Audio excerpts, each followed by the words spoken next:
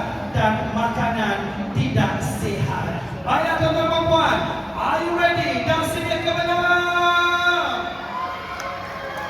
Saya dah dengar sorakan dan tepukan. Are you ready? Dah sedia ke belum? Dan saya harap tuan-tuan dan puan sentiasa berikan tepukan, berikan semangat kepada 18 peserta untuk pertandingan pantun. Boleh? Okey, kita buktikan satu tepukan paling murah kepada 18 peserta untuk pantun. Juri dah sedia. Juri dah sedia. Kalau dah sedia, jom kita tampilkan peserta yang mendapat undian pertama mewakili cawangan Bandar Putra 2 dengan pantunnya Lollipop. Dipersilakan Daria Hanani binti Muhammad Farhan.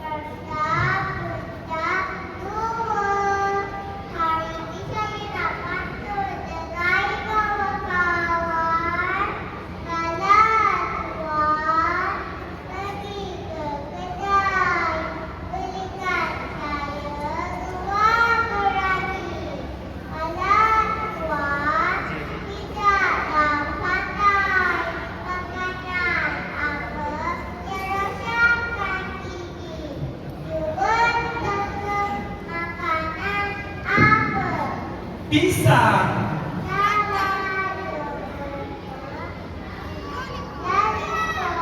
Alah.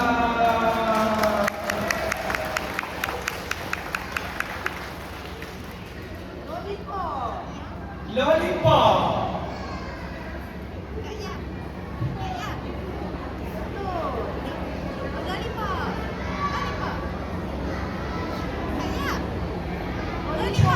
Betul.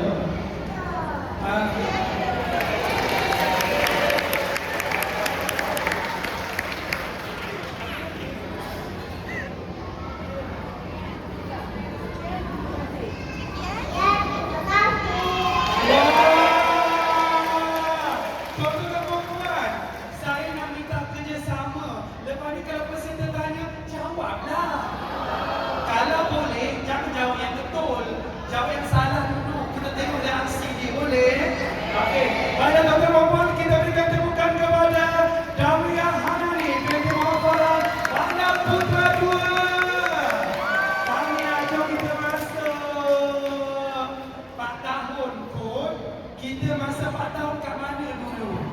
Zaman tuan-tuan dan puan, ibu ayah 4 tahun di mana?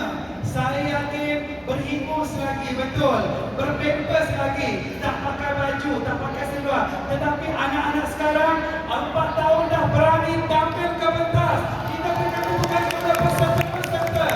Wow, tahniah. Dan jangan risau ya, peserta-peserta pantun. Hadiah. Mana Pak Nisa hadiah?